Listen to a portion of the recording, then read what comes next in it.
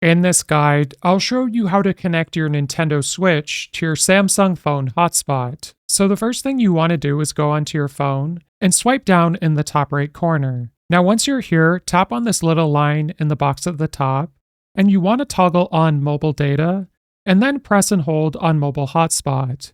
Now once you're here, toggle on mobile hotspot at the top, and if you scroll down, you'll see your hotspot's name, as well as password, which you can change by tapping on it. I'm just going to leave it as the default though, and I also recommend you prioritize real-time traffic. So after you've done that, go onto your Switch, and we're going to go to System Settings. Now in System Settings, scroll down to Internet, and we're going to go to Internet Settings.